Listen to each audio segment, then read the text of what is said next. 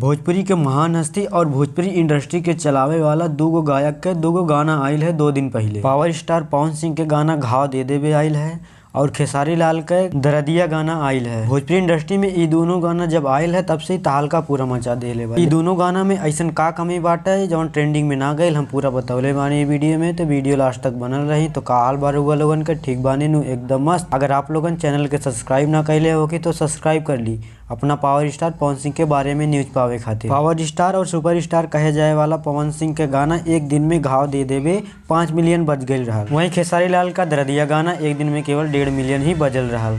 ये दोनों गाना के लेके विरोधी लोग पूरा बवाल मचा देले हैं। भोजपुरी इंडस्ट्री में एकदम पूरा हड़कम मच गई बाटे। पावर स्टार पवन सिंह के गाना घाव दे देवे एक दिन में तो 5 मिलियन व्यू ला देले, लेकिन दूसरा दिन वो खाली 1 मिलियन ही बजल। ई गाना पे अगर ऐसे ही व्यू आवत रही तो यार ई गाना ट्रेंडिंग में कभी ना जाए। कहे से कि इतना कम व्यू एक दिन में तो यार 5 मिलियन और दूसरा दिन 1 मिलियन ही आये। ऐसा देख तो यार यूट्यूब भी पूरा कंफ्यूज हो गई बा। कहे से कि यार एक दिन में 1 मिलियन से ज्यादा व्यूज आये तो यार बहुत मुश्किल हो गई गाना पे। तो फिर यूट्यूब कैसे ई गाना के ट्रेंडिंग में भेजे। वहीं अगर हम खेसारी लाल के दरदिया गाना के देखिए तो यार एक दिन में भले ही ऊपर 1.5 मिलियन ही व्यू आई, लेकिन वो 2 दिन में 5 मिलियन बज गई, यानी कि वो गाना के मार्केट में वैल्यू बा। ऐसे कुछ दिन पहले जौन पवन सिंह के गाना हरी हरी ओढ़नी आयल रहा ऊपर भी एक दिन में बहुत कम व्यू आई रहा, लेकिन अब वो गाना पे यार व्यू के बाढ़ आ गई बा पूरा। यार गाना तो बहुत तेज मार्केट में बजा था, बजे के साथ साथ ऊपर बहुत रील भी बना था। आप लोगन के वीडियो कैसे लगन कमेंट करके जरूर बताइए। मिली थे नेक्स्ट वीडियो में।